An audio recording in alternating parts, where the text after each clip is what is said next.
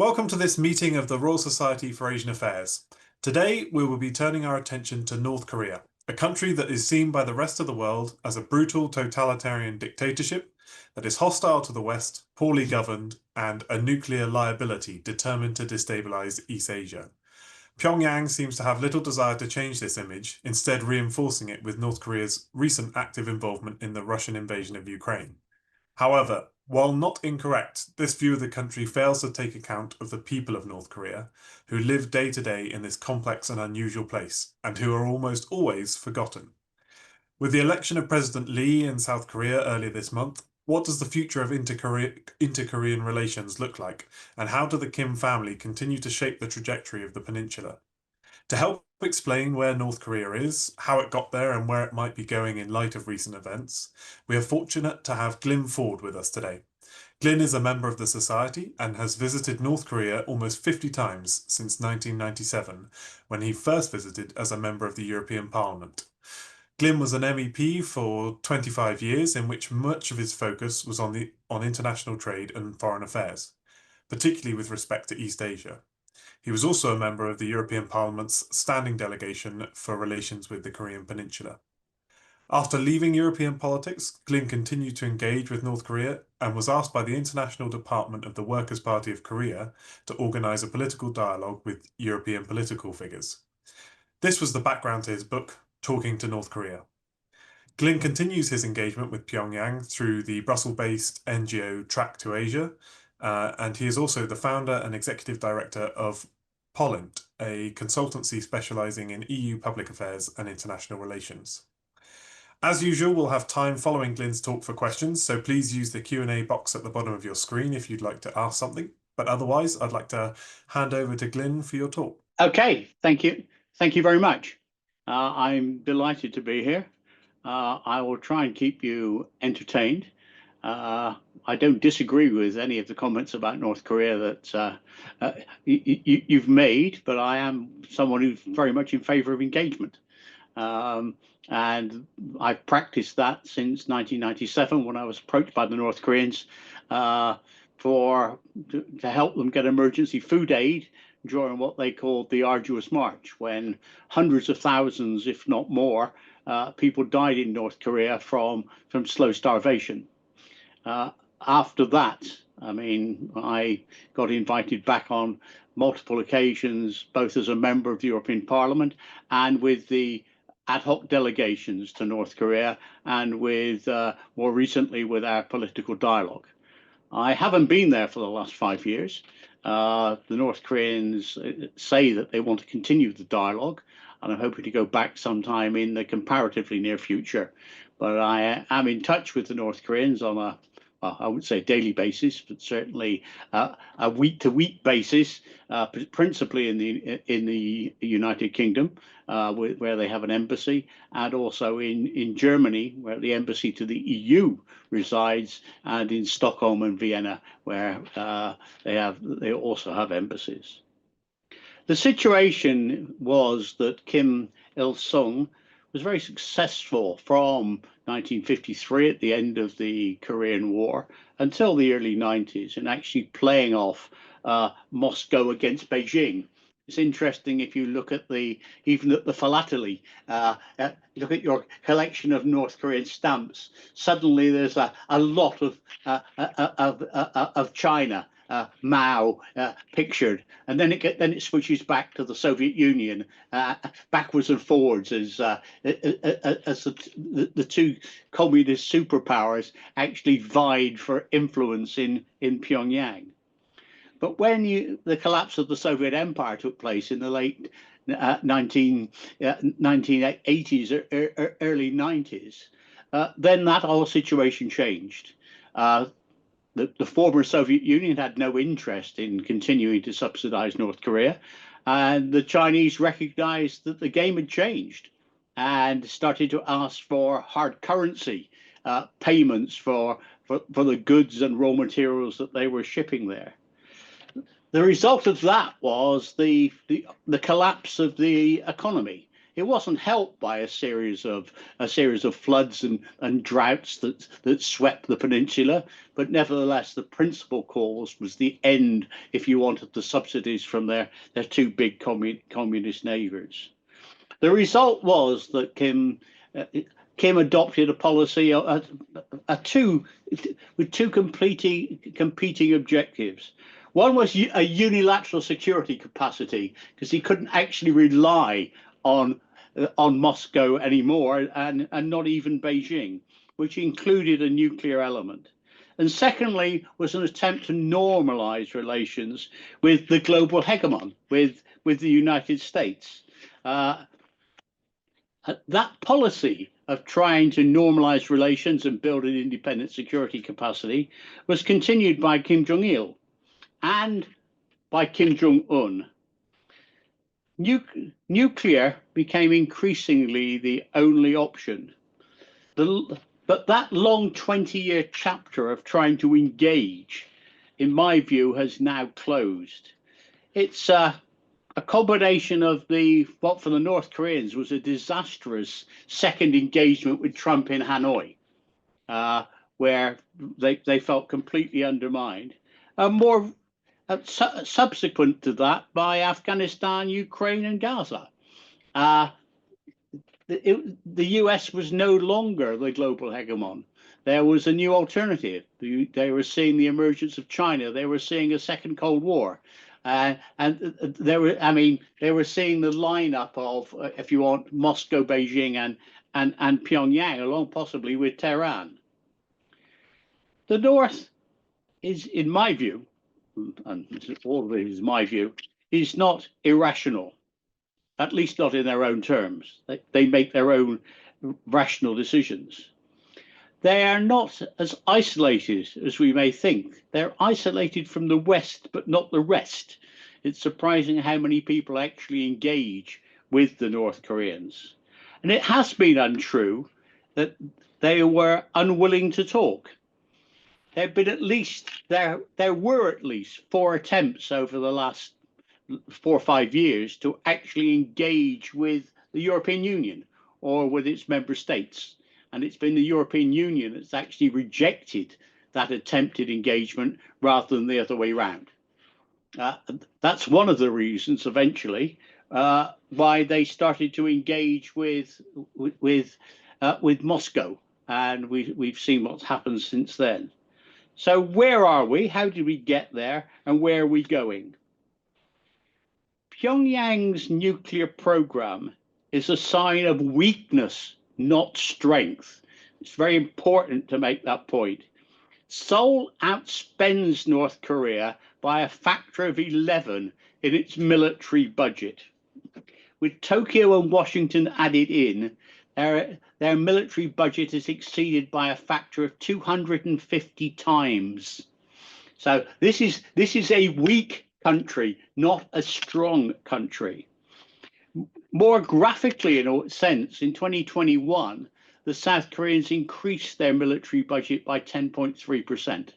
That was more than North Korea's total military spend year on year. So in the Republic of Korea also has the ambition to become a major exporter of military equipment. American by design, but cheaper. And President Yoon, who's no longer in power, had the ambition that by 2030, South Korea will be the world's 4th largest exporter of military equipment.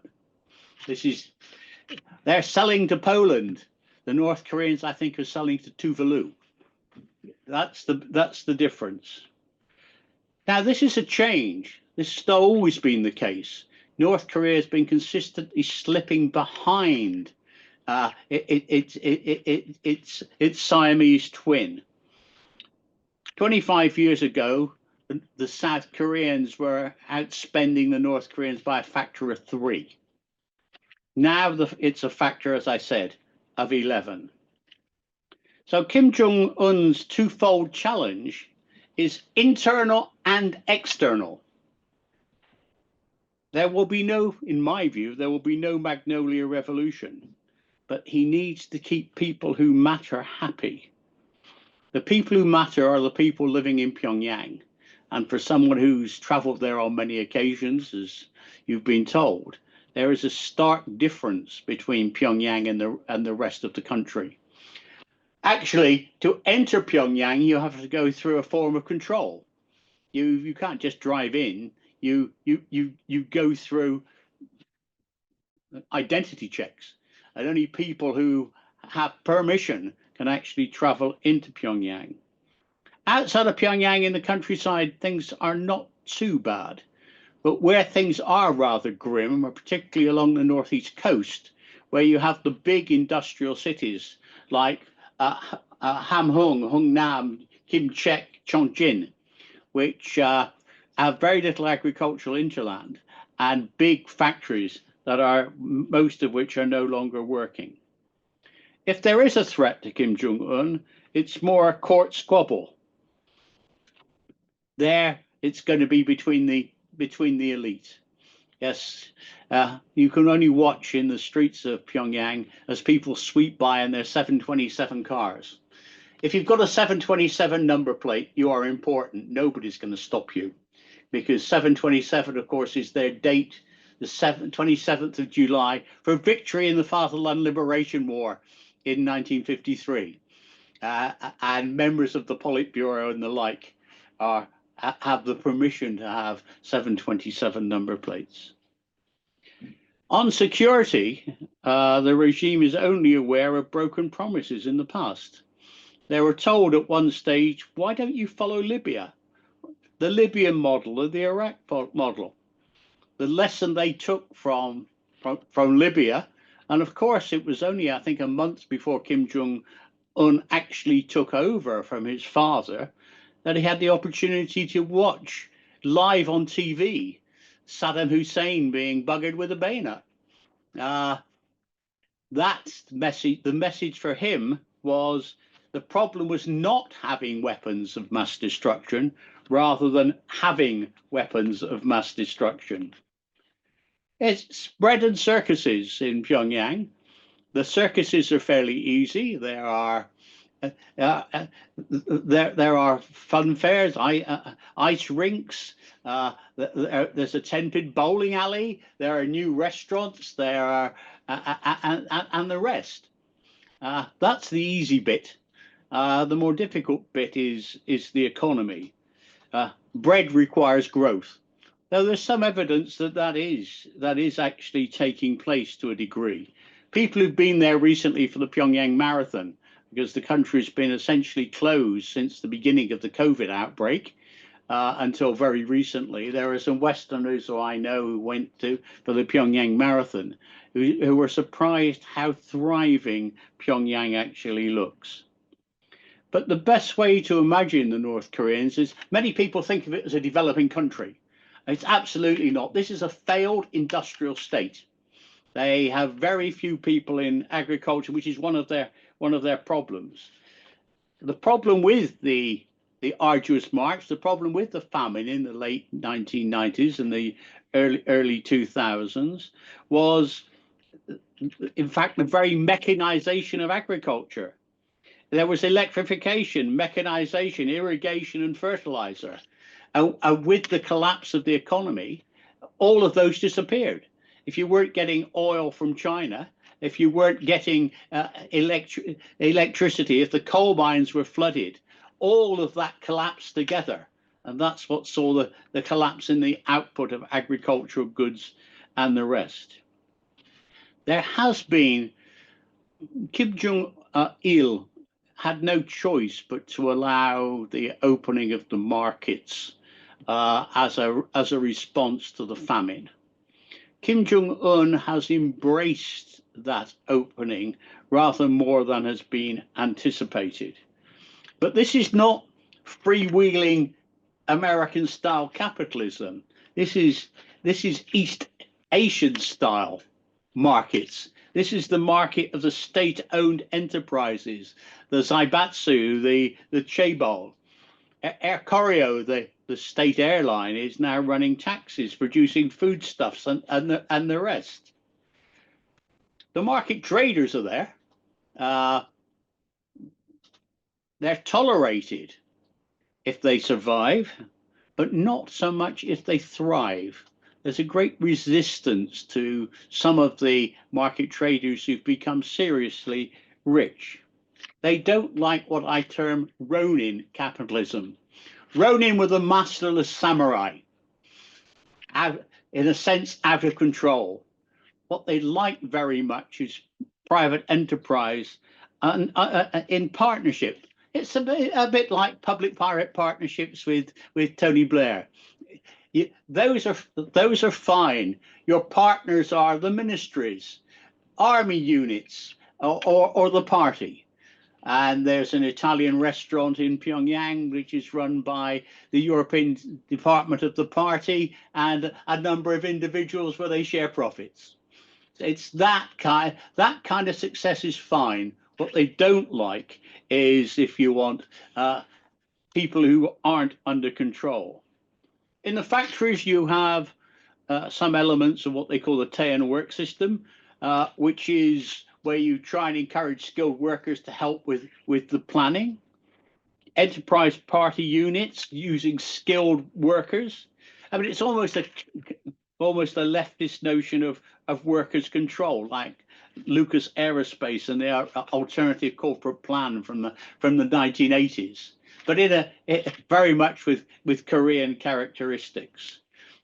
But the problem with that, and the problem with everything, there are two enormous choke points, and the answer to both is the same. There's an enormous problem with energy supply outside of the capital. People, many areas get electricity for 3-4 hours a day only, and there's a problem with manpower. This is, as I said, not a developing country. This is a failed industrial state. There is no pool of rural labor to be brought into, if you want, the economy. The nuclear option potentially solves both. Civil nuclear power will actually provide the energy that's necessary if you do it in a developed way, which is why around the Hanoi fiasco, as I call it, there was a big debate over the uranium enrichment plant, because the North Koreans want control of the whole cycle. So that means they've got uranium ore, but they need to do their own enrichment to use it in light water reactors. So that is an issue. There was a big issue for the Hanoi deal, which in a sense was why Trump won the first Trump presidency, when they agreed on the denuclearization of the peninsula. For the North Koreans, that meant we can have civil nuclear power. Biden, whether deliberately or just not wanting to use the same language, actually talked about denuclearizing North Korea.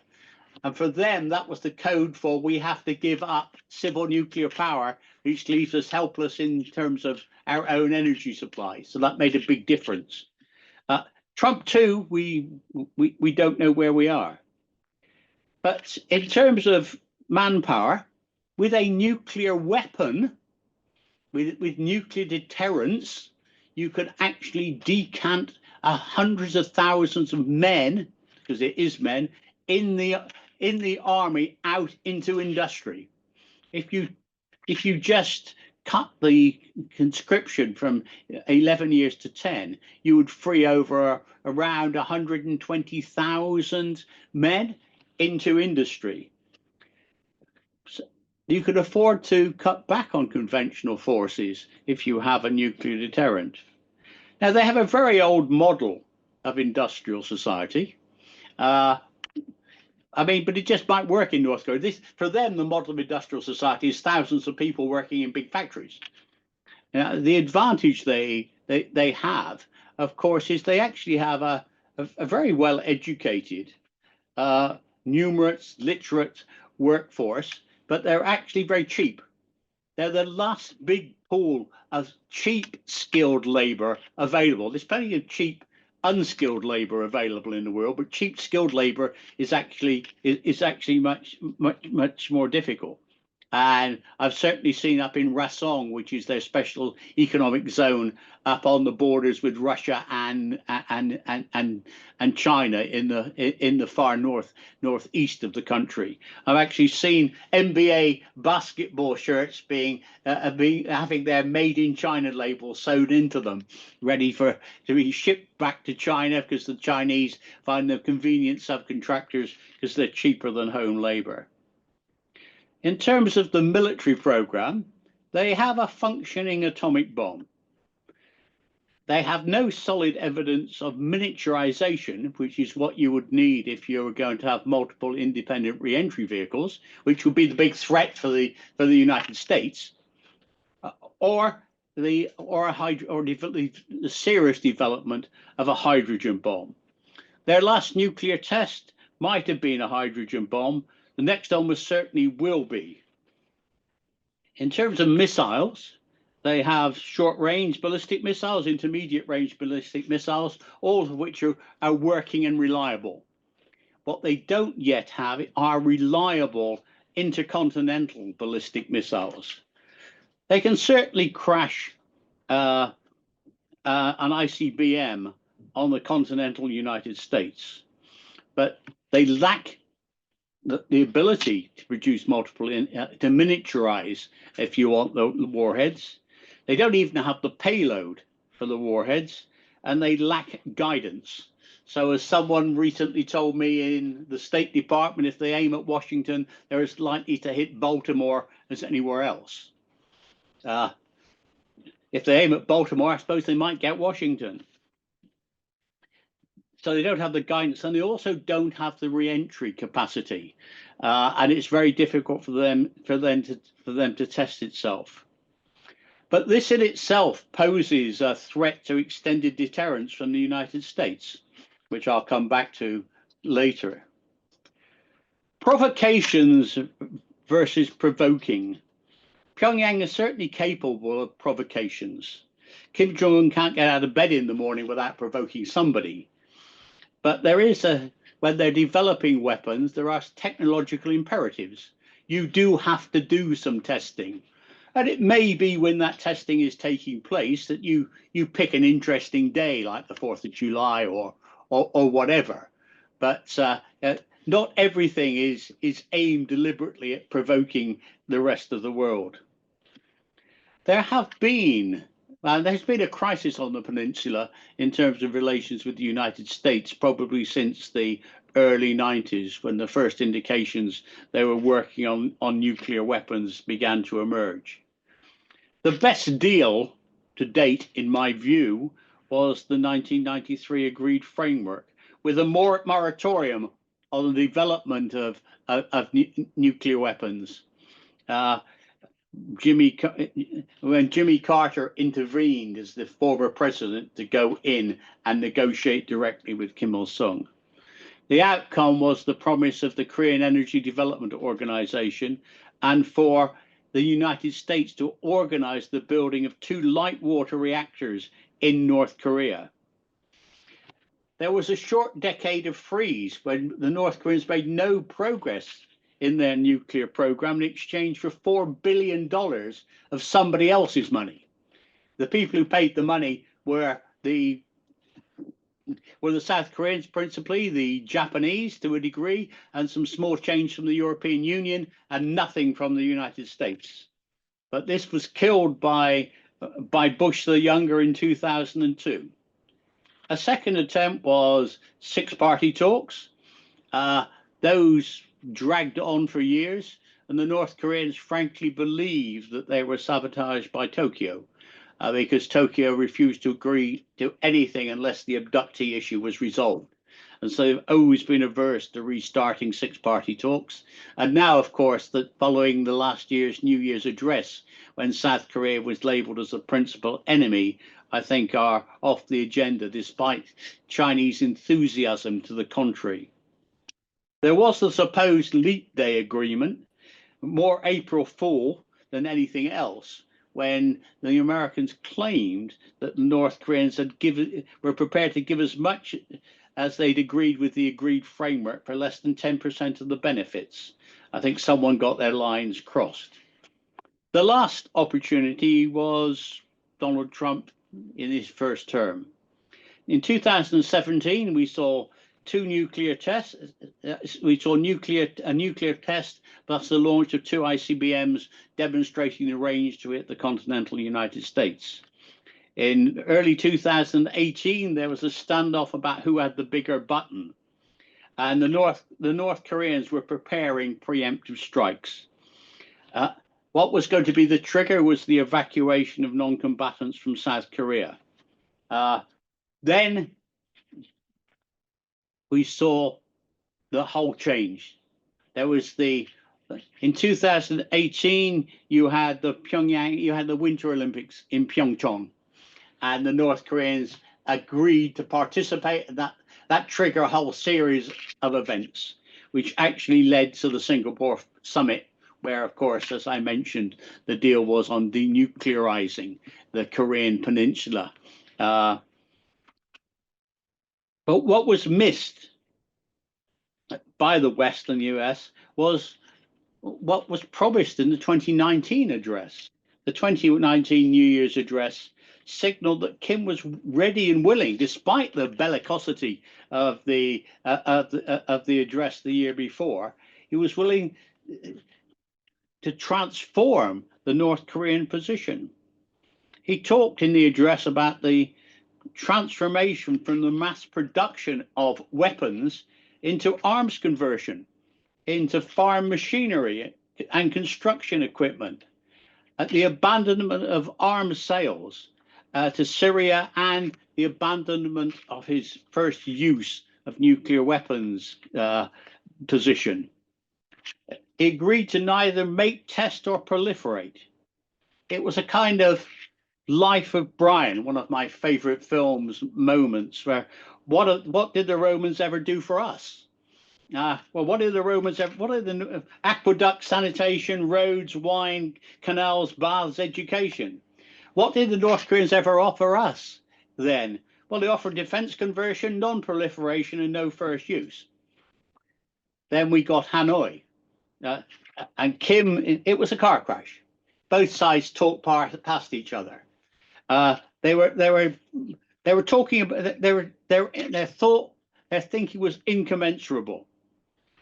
For the United States, for Donald Trump, it was a one-stop shop to get everything that was in the box. Instant gratification, instant denuclearization at the cheapest price. Whereas for the North Koreans, it was a punctuated resolution for Kim. It was going to be the start of a decade-long, at least, process with a new relationship leading to the building of trust and commitment. Kim did not ask for all sanctions to be lifted. Firstly, he was asking for no, as far as I know, US sanctions to be lifted, because he knows it will never get through the Senate. What he was asking was for American collusion in lifting some of the UN sanctions, which would enable other people to actually trade. He's not interested in US sanction, nor, well, he's interested in the US peace treaty, but again, he knows that's not going to happen. It will be an end of war declaration at best, and sanctions mitigation. North Korea is also clear on the value of a piece of paper with a presidential signature, which is what they got with the agreed framework. It's actually worth nothing. It was unilaterally abandoned by Bush. They rather like the JPCOA model with Iran. Because the difference between the agreed framework is President Bush was able to tear it up, whereas the JPCOA arrangement with Iran, when Donald Trump said he was abandoning it, you had China and Russia say no, but you also had the United Kingdom, France, both on the Security Council, and the European Union saying, hang on. So you need something on a similar model if you're going to have the kind of guarantees that that they look for. For Kim, Hanoi was the first step, not the last chance. So you want security guarantees from the UN Security Council plus. In the case of a deal with the peninsula, probably the ROK, Japan, and the European Union. And importantly, they will be looking for money, whether in goods or kind, is immaterial. They're probably looking in the agreed framework. The cost of the the two light water reactors was 4.5 billion, allowing for the fact they've now moved. This was to stop them getting nuclear weapons. The fact they've now got nuclear weapons, and prices have gone up. They've seen what people are prepared to pay in Ukraine. You're probably looking for $25 billion.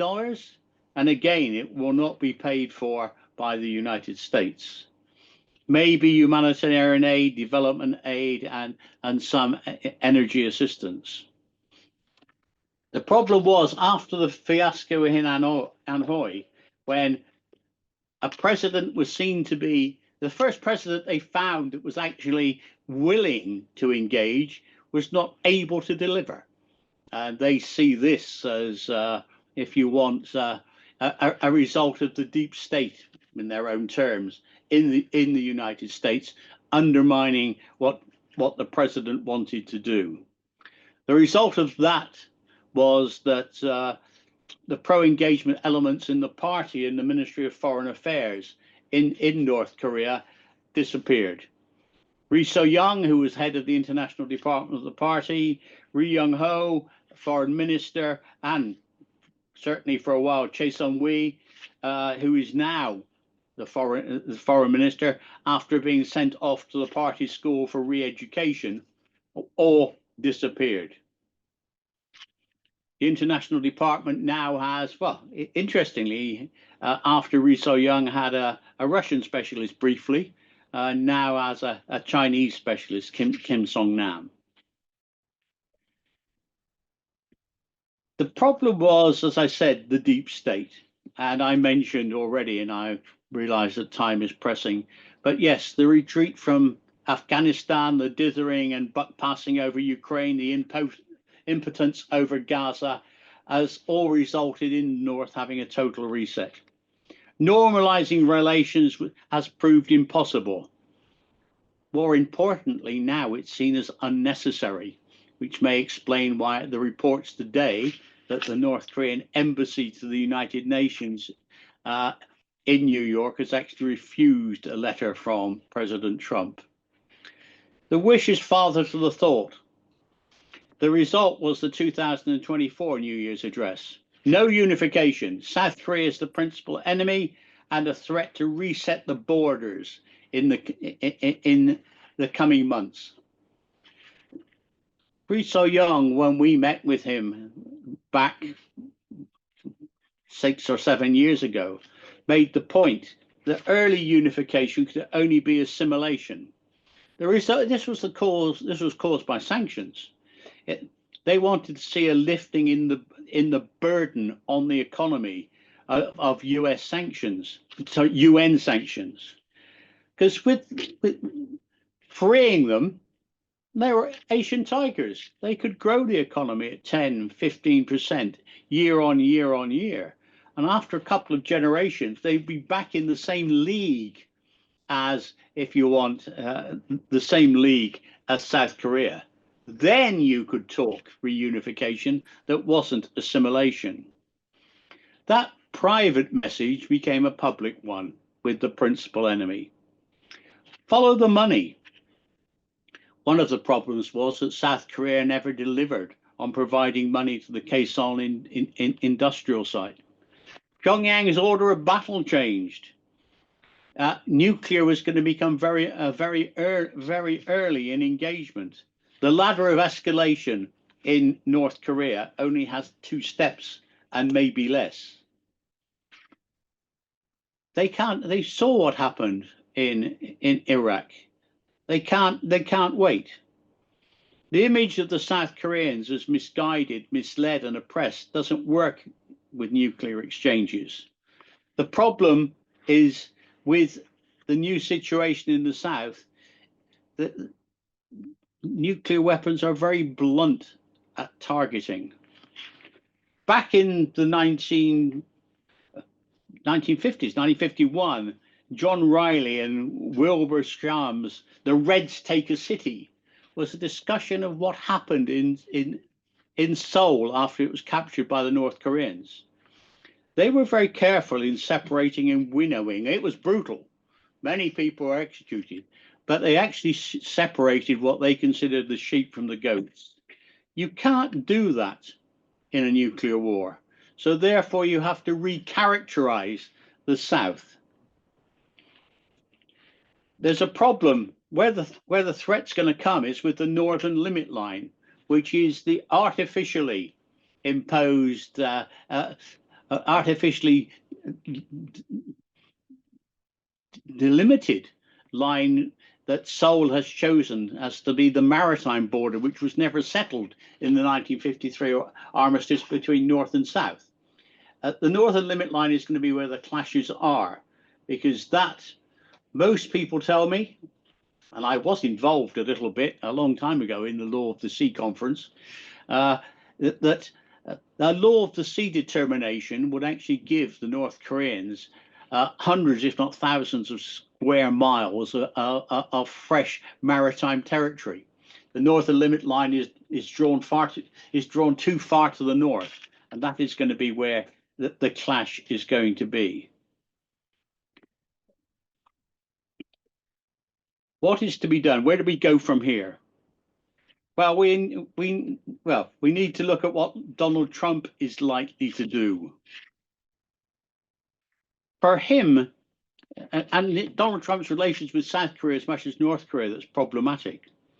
For Trump, the miracle on the Han River was only possible under the US nuclear umbrella. He wants full payment for the historic costs of that in terms of US troops and some compensation.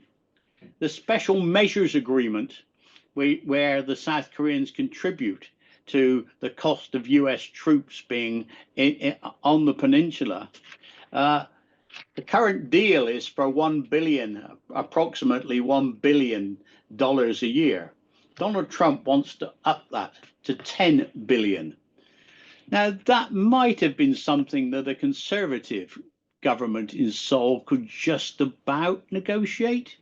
But it seems to me that a progressive government, like we have with the recently elected President Lee, is going to find that impossible. It's cheaper for the South Koreans to go nuclear. And it was interesting last time when I was in Seoul a few months ago, before the election, even before Yoon was sacked, was that I'm surprised that there seems to be a majority, even amongst progressives, to actually look at the nuclear option. The problem with, if they go nuclear, Japan will follow, and potentially Taiwan. And also there will be a temporal gap in defenses from the announcement of going nuclear to when they actually have the ability to deploy nuclear weapons. The South can move fast, but not that fast. It's probably 3 to 5 years at minimum. I think the North Koreans will find it impossible not to be seduced into talking to Donald Trump at some time in the next 12 to 18 months. It may await the ending of the war in Ukraine, but one might say once bitten, twice shy. They will be very careful not to risk the humiliation of Hanoi again. I think the book on the door on denuclearization is firmly closed. But we might see Washington's face saved with some untimetabled commitment to go further. But Washington must learn from the North. You only get what's on the box. There is a potential solution where Trump gets to make America safe again. you could get the North Koreans to end ICBM testing, end nuclear testing, so there will be no hydrogen bomb and no miniaturization, and a promise of later denuclearization, well after Trump's second term, in exchange for an industrial fund that, amongst other things, would have the US, under US control, the mining of North Korean rare earths, which would help break the Chinese semi-monopoly. And it would be kind of a reverse Nixon, where you actually engage with North Korea and to a degree Russia against China. Kim Jong-un would get a de facto recognition as a nuclear power, the partial lifting of UN sanctions, an industrial fund, normalization of relations with the United States, and a new renewed seesaw relationship he could play off between Beijing and Washington over time. But one has to be aware of the unintended consequences. The US extended nuclear umbrella over Tokyo and Seoul could be furled, especially if there was no deal on the special measures agreement. And the Seoul, Tokyo, Taipei nuclear dominoes would fall one after the other as they went nuclear. China would see this triggering a crisis over the Taiwan Straits. It would see the threat to its semi-monopoly. The result is that this will run and run. It may well be a classic lesson in be careful what you wish for. The crisis we have now may be far better than the crisis that will follow any agreement between the United States, between Washington and Pyongyang. Thank you. Just to start with, going back, how do you think Kim Jong-un's style of dealing with the rest of the world differs or is similar to his two predecessors in that role as supreme leader? Oh, I mean, in a sense, his grandfather had it comparatively easy, in the sense that the problems arose at the end. I mean, after the Korean War, the economy grew very effectively as a Stalinist economy. And you saw for a period of time, at least probably into the mid-60s, that North Korea was actually more successful as an economy than the South. It was only in the early to mid-60s that the two crossed, and Seoul overtook with, if you want, the miracle on the Han River. So he had it fairly easy. He was very much he was playing Beijing off against Moscow, and he was opening up to the world. He's very involved in the non-engaged, non-aligned movement. So that was easy. Kim had it more. His father, Kim Jong-il, had it more difficult because he went through a difficult period and he was forced to open up. And it was around this period, because of developments in South Korea as well, that you saw him open up to in 2001, around the time when Kim Dae-jung was actually president. You saw all the European Union countries. They came to me to talk about trying to get food aid when I was an MEP, because nobody in the European Commission was allowed to speak to them. But then within a couple of years, you saw the European Union itself, after the visit by Chris Patton in 2001, and almost all EU member states actually adopt diplomatic relations. So there was a flurry, and there was even a European Union policy paper on critical engagement with North Korea, which is still officially the policy, though there's a lot more of the critical rather than the engagement. Kim Jong-un went for broke engaging directly with Donald Trump. But then that collapsed, and that was brutal. I mean, in Asia, we know loss of face can be very difficult. This was a spectacular loss of face, partly because Kim was so unprepared. He'd been assured by the South Koreans that a deal was on the table, and when it didn't, which also explains partly the new lack of trust with South Korea in a big way. And I think, he's now playing the big boys game, or he thinks he is, with Beijing and Moscow. as I said, I think he will find it impossible to resist an engagement with North Korea, but he will be on a hair trigger. If anyone walks out this time, it will be Kim and not Trump. Hmm. Yeah, so I will encourage anyone who has any questions to put them in the chat box or in the Q&A box.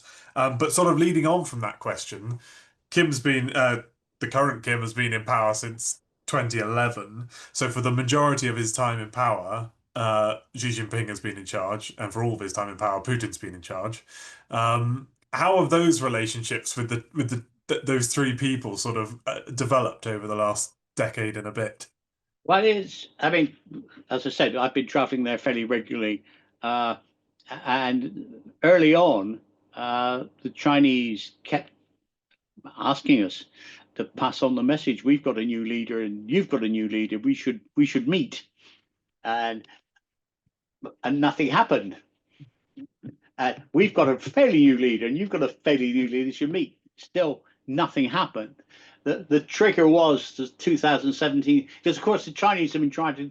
It's not in China's interest for North Korea to have and to continue to develop nuclear weapons and ICBMs because of the regional implications, let alone the global implications.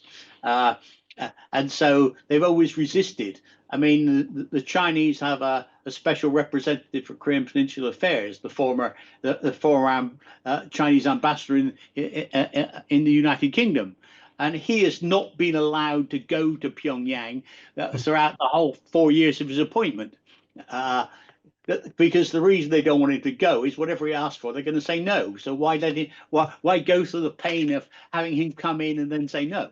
I mean, Chinese trade people have been allowed in, and the rest. I mean, so there were the meetings with Xi around, if you want, Singapore and then Hanoi. But since then, it's all gone quiet, and the Chinese are not sure what the North Koreans are actually doing. The relationship with Putin has been a comparatively recent one. I mean, there is a land border with, well, it's a river border. At the moment, there is only a single rail track connecting North Korea with Russia. But of course, they've been seen as an ally, both in terms of providing troops and munitions to Russia, and they've benefited enormously from that in terms of a learning process as to how to fight modern warfare. And so I think Kim Jong-un will be very happy, not with the deaths, but very happy with the process. And of course, this is a country that where millions of people died in the Korean War, and that's a war they relive every day of the week in Pyongyang in terms of the museums and everything else. This is a country that still sees itself permanently on the verge of war. So I think those are relationships. What's going to be interesting is what happens at the end of or a pause in the Korean conflict, in the Ukraine conflict, because at that point, maybe Putin will start to lose interest, maybe not. It depends on which of the information you actually believe. But I mean, the European media is not very clever. I mean, there are announcements recently that the Putin and Kim are going to open a rail line from Pyongyang to Moscow. I've been on it. There's been a rail line all the time. What they mean is they're going to schedule some trains on it.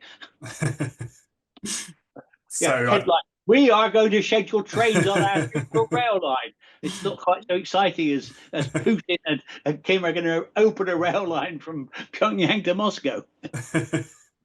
Yeah, so they're both train into Russia from. Yeah, so they're both relationships to watch going forward, and in terms of how North Korea will position itself and develop its policies going forward.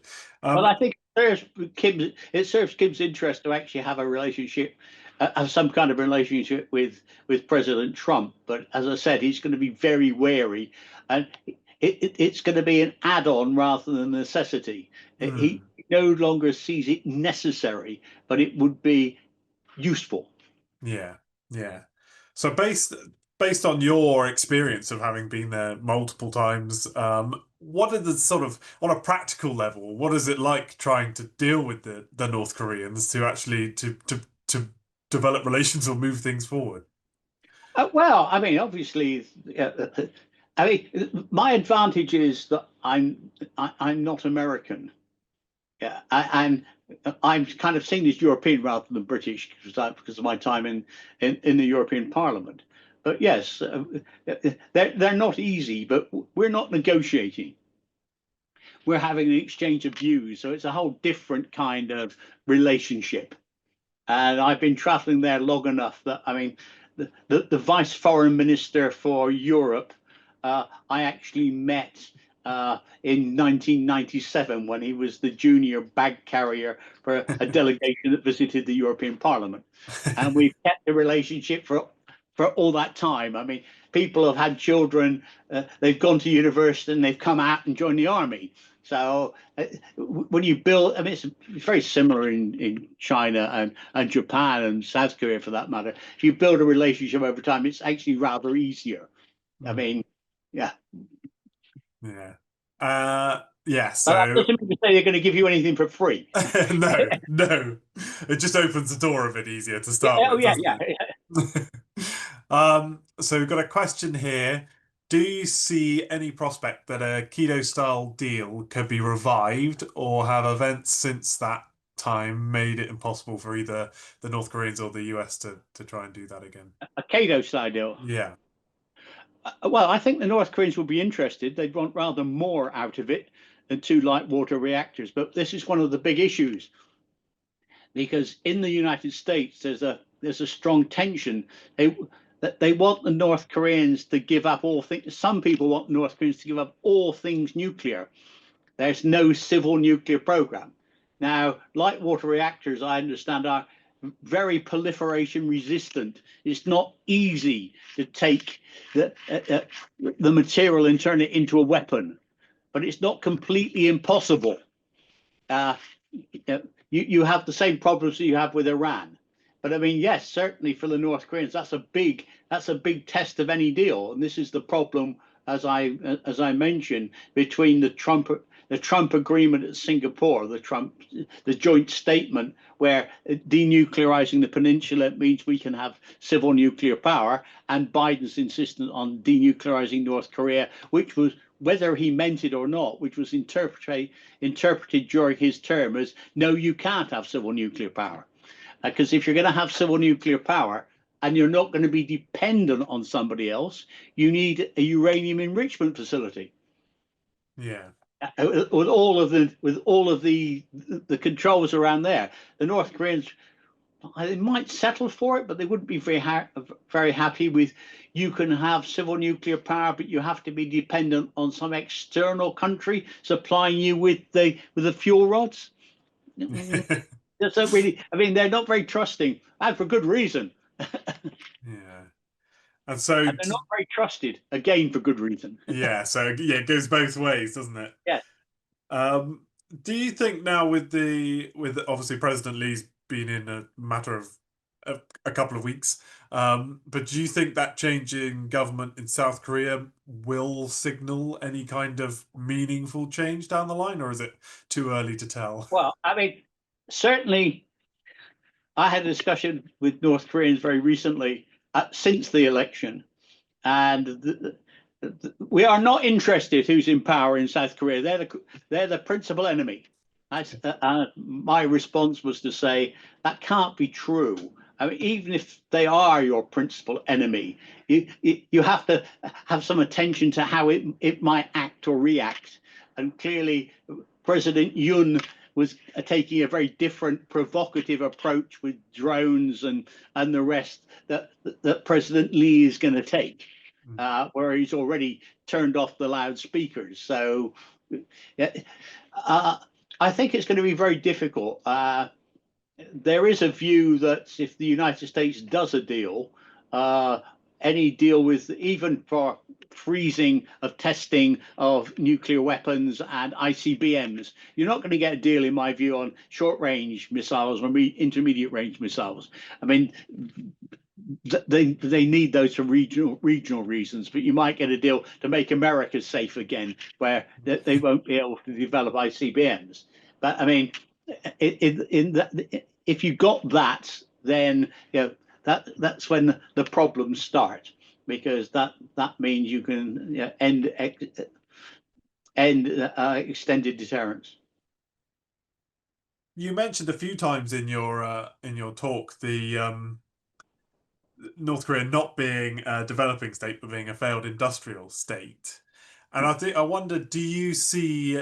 You mentioned that if they change the conscription, they'd be able to free up some more manpower and things like that. But do you see any signs of them trying to address those internal issues, or is that sort of a very secondary appeal to other things? Oh yeah, there was a big commitment to building a number of new factories. I think it was in 20 regions they are going to create 10 factories. So I mean there's a realization here, but it goes back to the same problem. If you have factories, you need reliable supplies of electricity. Yeah. So and you need manpower. I So mean, they really do have and I say manpower very deliberately because it's men in the army. mm, You have this manpower shortage with 1.4 million men. This is a country with 22 million people. So of working age, you probably have about 15, 16 million, roughly. No, maybe even less, and half of those are women. So you're talking about probably close to 25% of men of working age in the army. yeah, yeah, and So, but yeah, it makes a big difference. you have to do both things at the same time. You need more workers, but you need more energy. Mm. Yeah, yeah, you want both at the same time. And that sort of leads on to another question that we had, which I'm going to tack on to something else that obviously North Korea needs more energy for itself. And you mentioned the agriculture shortage. So does that affect its ability to feed itself as a country? And Oh yeah. how much, just to tack onto that, how much control does China have over North Korea's own self-sufficiency because they obviously control the border if they want to, and what goes over it. Well, I mean, the problem with the Chinese is they can keep North Korea on lean rations, Yeah, which they do from time to time, both in terms of energy, oil, there's some electricity, I understand, crossing the borders and the rest, but they can't afford to push them too far. It's yeah, this is a bomb ready to go off. I yeah. mean, the Chinese are very nervous, and some of the issues around Janson Tech and the half brother were associated with a perception in Pyongyang that the Chinese were were engaged in some thoughts about regime change. Okay. And so in that case, then you think that as much as the West is worried about North Korea having a nuclear weapon, the Chinese are also equally worried, but they just don't perhaps show it quite as publicly. Yeah, no, I mean, as I said, the consequence. I mean, there's a prospect of Trump of giving a de facto recognition of North Korea as a nuclear power. I put this to people in Washington when I was there, and people in the Trump administration just said, yes, they are a nuclear power. They won't be after we've negotiated with them. Yeah, so they're I mean, hopeful. in reality, they are a nuclear power. The question is, and I think you can get a pause, but I think, as I said, the door of denuclearization was closed by Hanoi, and I don't think it's going to open again. But that doesn't mean to say it's not valuable to actually stop the processes of becoming a more sophisticated and a more able nuclear power. It's Mm. better for to have the North Koreans not being able to hit the continental United States with multiple re-entry vehicles in sophisticated, targeted able ICBMs than where we are now. Mm. Well, on that rather gloomy note, I think we've come to the I end wanted of our to do time. an advert. Yes, I yeah, have yeah. my book here, Talking to North Korea. It's a little old now, but it's still available. More interestingly, I have, and it's been in Caravanserai. I have my book, Picturing the DPRK, where I put on the front cover a picture of North Koreans on the beach rather than one of the military marches, because they are the North Koreans, as opposed to the regime, are ordinary people like us. Having looked through both of those books, I would definitely recommend them both. And the Picturing the DPRK does a fantastic job of sort of making you look at North Korea from a completely different perspective. Like you say, we always think of military parades, nuclear weapons, and Kim, whereas there's 20 million other people there who live day to day and who are forgotten in the background. So yes, I definitely recommend both of them. Um, Thank you to our audience for being here today. The next RSA lecture is on the 25th of June online, and it'll be looking at the literary and photographic legacies of Russia in the Chinese city of Harbin. So if you're interested in that, all the details and you can register on the website. But otherwise, thank you very much to Glyn for your time and your insights. It was a really fascinating discussion. Thank you.